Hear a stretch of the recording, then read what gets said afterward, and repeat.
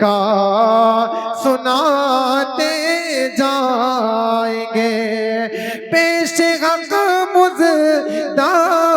شفاعت کا سناتے جائیں گے، آپ روتے جائیں گے، ہم کو ہنساتے جائیں گے۔ نعرہ تکبیر، نعرہ رسالت، حضرت علامہ صدیق اکبر صاحب قبلہ، جشن غوث اعظم ازہری کمیٹی۔ آپ روتے جائیں گے، ہم کو ہنساتے جائیں گے، اور دل نکل جانے کی جا ہے آہ کن آنکھوں سے وہ، ارے ہم سے پیاسوں کے لیے دریا بہاتے جائیں گے، ہم سے پیاسوں کے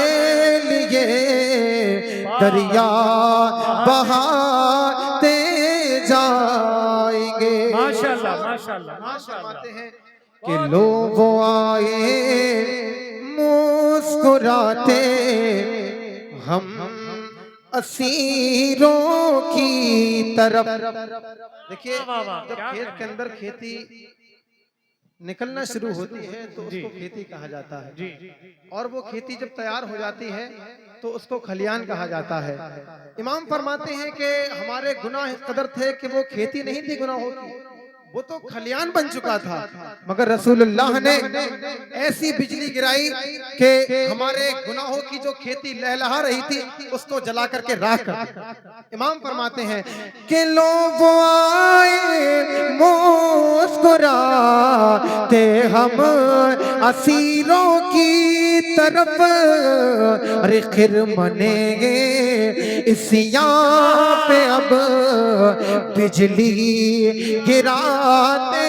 جائیں گے، خرمنے گے اسیاں پہ اب بجلی گراتے جائیں گے۔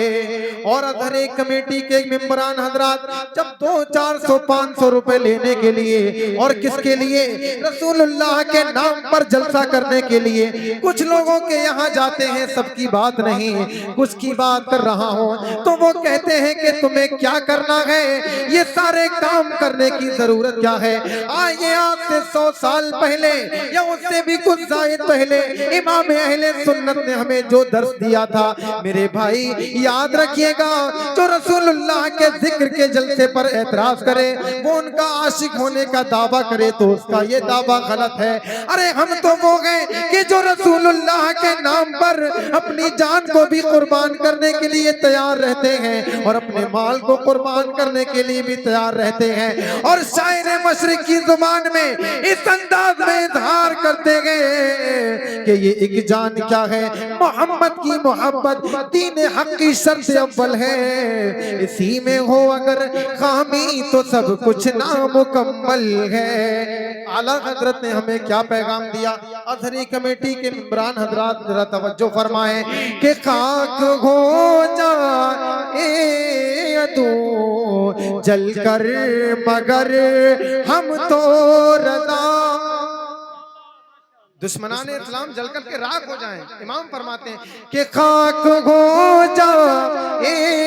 عدو جل کر مگر ہم تو رضا، ارے دم میں جب تک دم ہے ذکر ان کا سناتے جائیں گے، دم میں جب تک دم ہے ذکر ان کا سناتے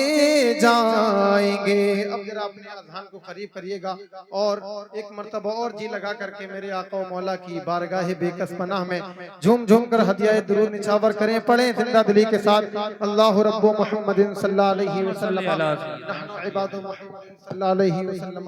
صلی اللہ تعالی